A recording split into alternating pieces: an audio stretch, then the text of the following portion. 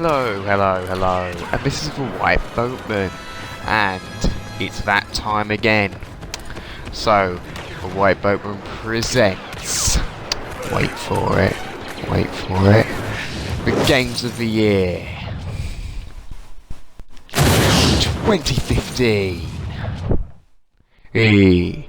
Okay, I want to start off with the worst game of the year.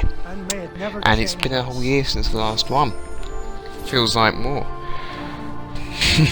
That hasn't felt like any time at all.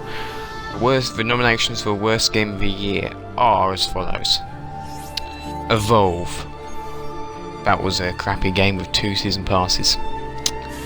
Order 1886. That was a game with not even 20 minutes of gameplay. I'm joking here. A bit more. We had about 4 hours of gameplay and no multiplayer. Tony Hawk 5. I'm having to give it to Evolve. I'm sorry, that is the worst game of the year. Who would make this game for £40? I mean, I can play with Halo 5's content, but Evolve's worse. It's just one game mode, revamped, over and over again. Just not very good. I'd say Battlefield Hardline is the worst game of the year, but I don't think it is. It functions. Anyway, moving on.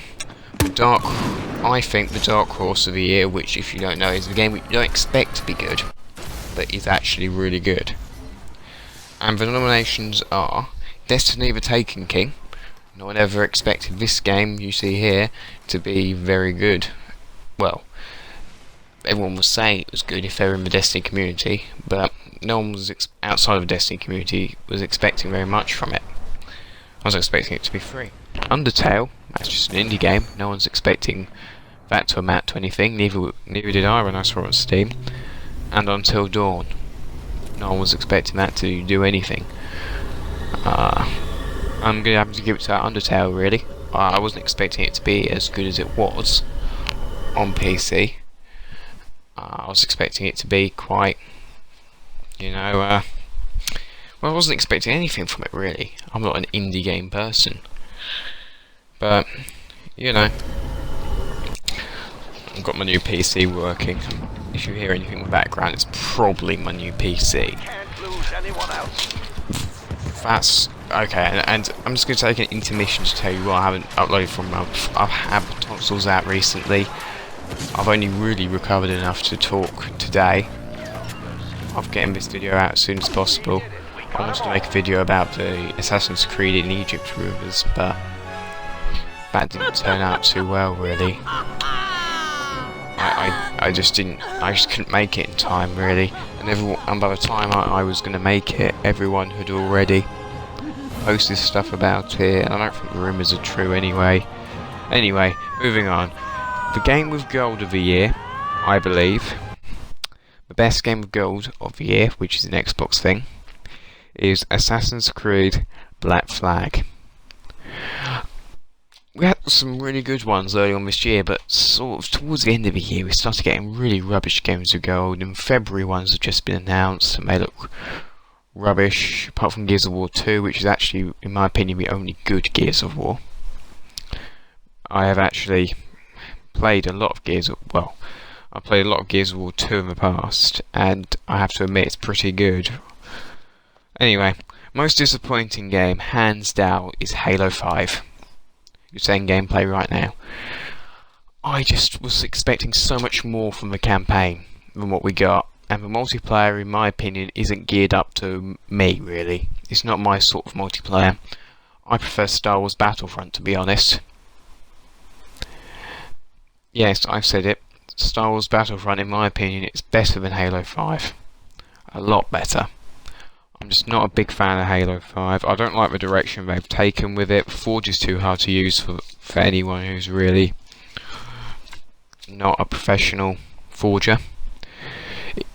It's just a bit too hardcore in my opinion. They need to make it easier. They need to make casual things for new people to get good at. And that's why CSGO is a better competitive game.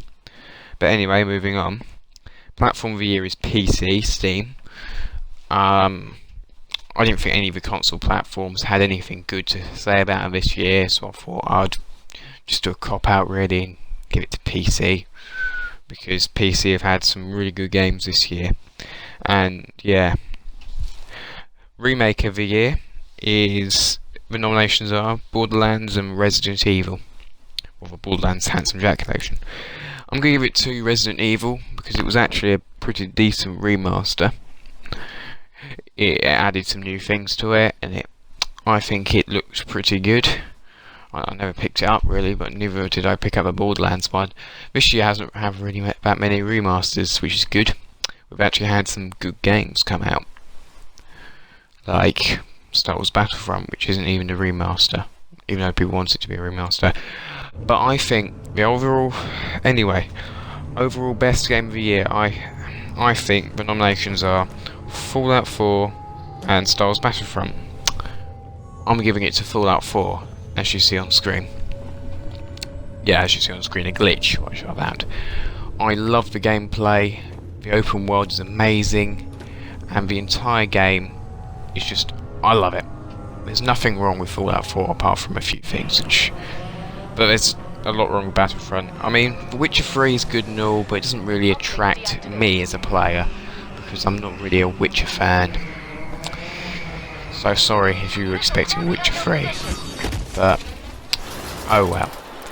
And that's really the games of the year 2015. I'd like to say thank you for watching, and don't forget to like and subscribe to me, Thewhiteboatman. And I'd like to see you later. Bye.